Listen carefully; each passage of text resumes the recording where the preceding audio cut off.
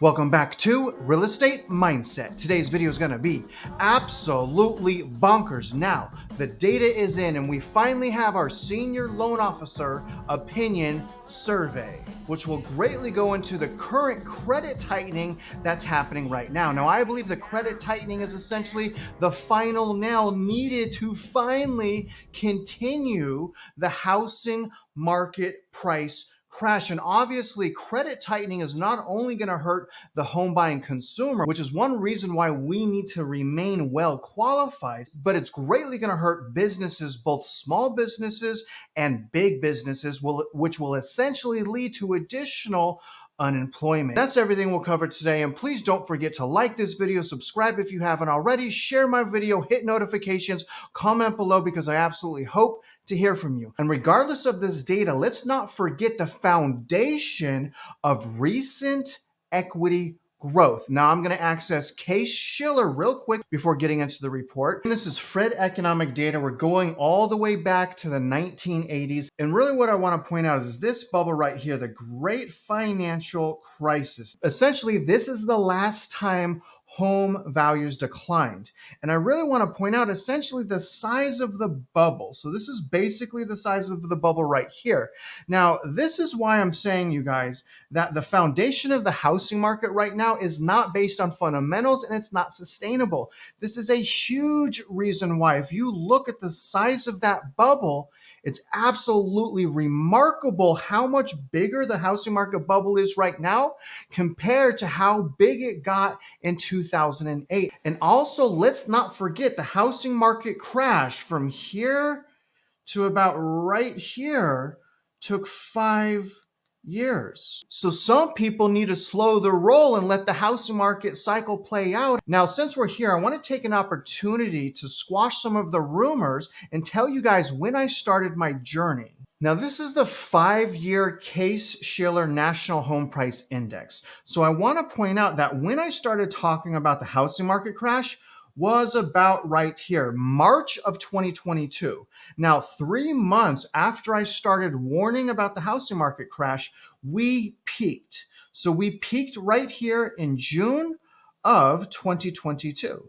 So ever since June of 2022, I've been basically warning people like, hey, be careful, the housing market is crashing. So I've essentially been calling for a crash, just to put this on record, guys, for the last 13 months. So from this point right here to this point right here, I've been calling for a housing market crash. I want to point out that 7 of the 13 months that I've been calling this housing market crash, we've had negative home values. Okay, again, 7 months. So home values have been going down longer than they've been going up. Now, they have rebounded recently like they did back in 2006 and even in 2009. I wanted to show you guys that just to set some of the rumors straight. People have been saying I've been calling the housing market crash for 2 years, which in reality, I've been saying the housing market's been crashing since June of 2022, which means house prices have been going down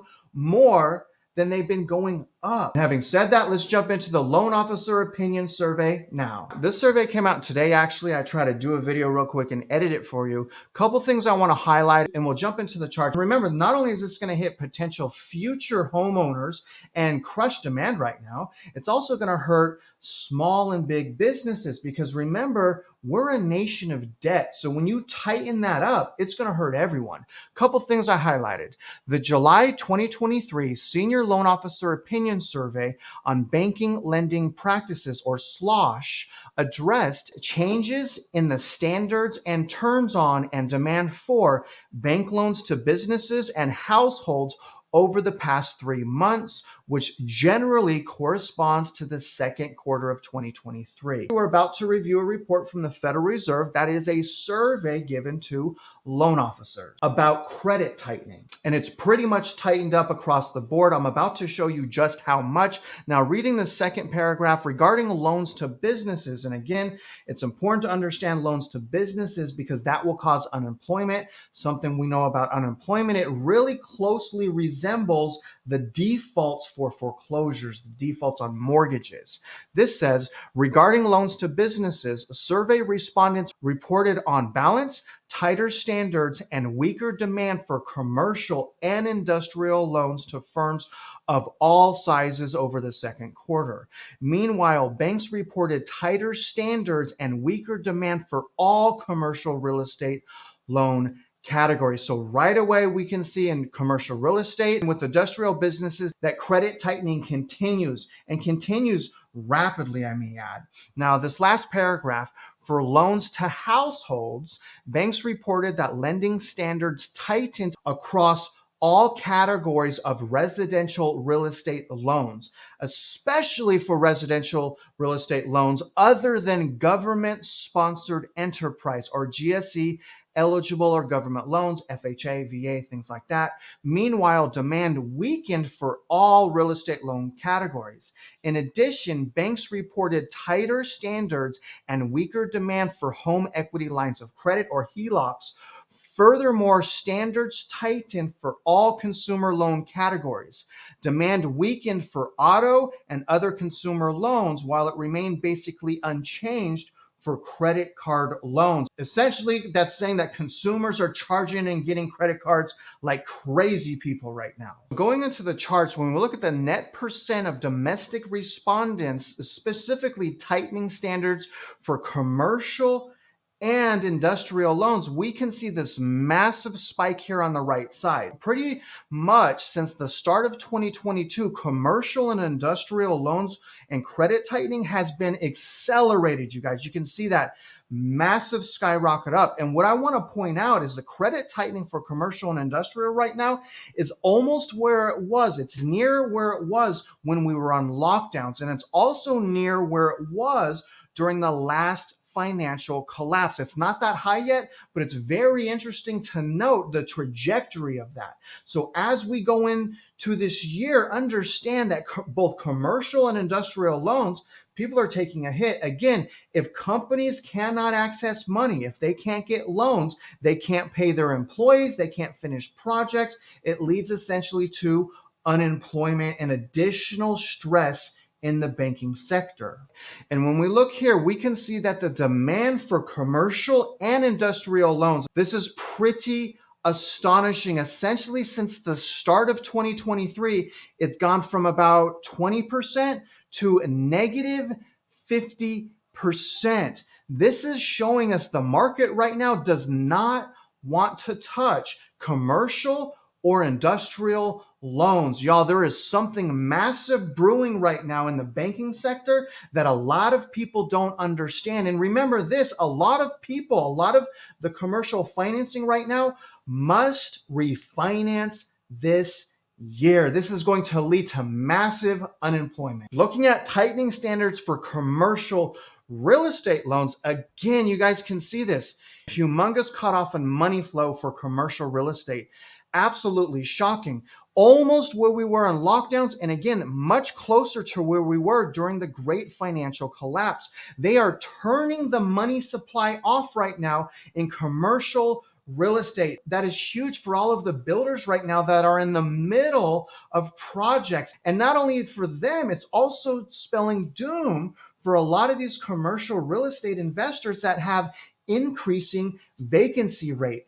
Some of those people are going to be forced to refinance this year. And not only will they be stepping from potentially a 3% interest rate all the way up to an 8% interest rate, but they may not even be able to get the loan because the market doesn't want to touch it. Probably a result of the massive amount of defaults that is happening right now and the fact that it's only going to get worse. And you see the same thing here with demand for commercial real estate loans. I mean, it is absolutely plummeted. We're in negative territory right now, essentially negative 50%.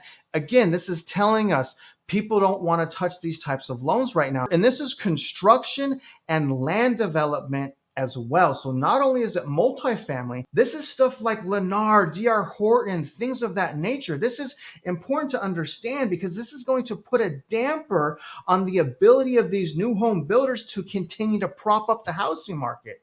If they can't get loans to pay their construction crews, then they're going to stop building and start laying off these crews. Now, when we look at credit tightening standards for residential mortgages, that's what we're looking at. And that's why I'm saying if you are on the sidelines, make sure you're improving your purchasing power because it's going to get a lot harder potentially to even get a loan for a house. So say you have a 680 credit score right now, your 680 credit score may not be able to get you the home of your dreams 6 months from now. So potentially what I'm saying, 6 months from now, you may need a 720 credit score because essentially what we see here is every type of residential mortgage, we're seeing that credit tightening is happening, except for subprime, but everything else is up. And what's interesting is the GSE or the normal loans, the credit tightening, you can kind of see that small line down here. The trajectory is skyrocketing.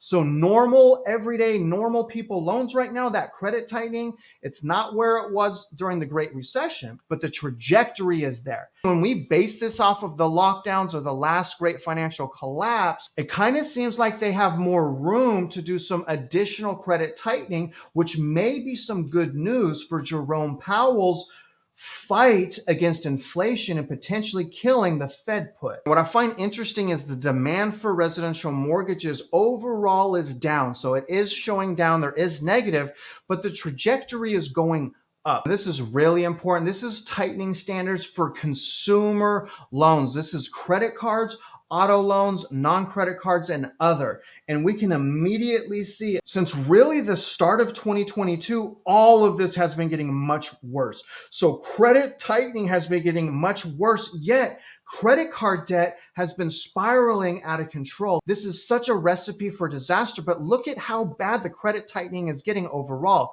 Again, not quite at lockdowns, very near the lockdowns, not quite at the peak of the great financial collapse, but it is certainly heading that way. And we can see that in these charts. Credit tightening is a very big deal. Even though a lot of the credit tightening isn't really at lockdown levels or the great financial collapse, it's still important to note that the trajectory is alarming considering we're not even in recession yet. And when we hop over to the yield curve inversions, we can see that a recession is clearly incoming. And we see that here when comparing the 10-year treasury to the 2-year. We can see right now we still have massive inversion. Now we have been inverted, meaning the 2-year interest rate is higher than the 10-year for over 13 months. On average, we stay inverted for 15 months before going into recession. But this is a huge indicator of pain to come. This is a historical precedence for caution. Yet half of the market is bullish and only half of the market is bearish. It's absolutely astonishing. And another thing that's astonishing is Jerome Powell is doing quantitative tightening in the face of the M2 money supply shrinking. When we look at the M2 money supply, we can see for the last 2 months it has been going up. Nevertheless, it has trended downward, which is really astonishing. This is money being burnt out of our economy, very astonishing. It has been going down since July of 2022. And again, since the first time since the Great Depression, the M2 money supply is going down at the same time as the Federal Reserve is doing quantitative tightening and raising interest rates. And you can see that right now. Now, obviously, here's the brick wall we hit as far as home prices. This is the quantitative easing that happened around March. That's really a bad track record if Jerome Powell is actually trying to defeat the Fed put, but hopefully he eventually defeats the Fed put and gets us back on track for a healthy economy and a healthy housing market. But nevertheless, they are doing quantitative tightening and the money is dwindling off the Fed's balance sheet. Now, when we add all of this together, it's a lot easier to see that we should be cautious. And people are always saying, oh, Travis, you're just trying to sell a narrative. Well, you're right. The narrative that I'm trying to sell is be careful with your money. And a predominant reason why is this. Not just the massive run-up in equity, but also unaffordability is as bad as it's been since the 1980s. 35.7% of median household income goes to paying off just principal and interest. 35.7%. That is an outrageous amount of money. And the fact that it doesn't count taxes that are skyrocketing and insurance that's skyrocketing means that people are purchasing houses that they can barely afford. So when we add all of this together and really look at the health of the consumer, we see that defaults right now are skyrocketing in almost every aspect of debt. Minus home loans, foreclosure still remains low. But again, I think the missing piece here is the unemployment. And as a result of that credit tightening, we're going to see more and more and more unemployment. And this is happening right now. We just saw 30,000 layoffs with trucking giant Yellow. You guys, they shut down and are on the verge of bankruptcy. We also see Chapter 13 homeowner bankruptcy surging as well. So all in all, what I'm saying is if anyone wants to paint a narrative that I'm pushing, it's don't fight the Fed and be careful with your money. And other than that, I hope you guys enjoyed this report. Once again, please like this video, comment below, let me know your thoughts. I do hope you guys got some additional value, insights, and perspective. And if you're out there investing in real estate, you know I wish you luck and I hope you win.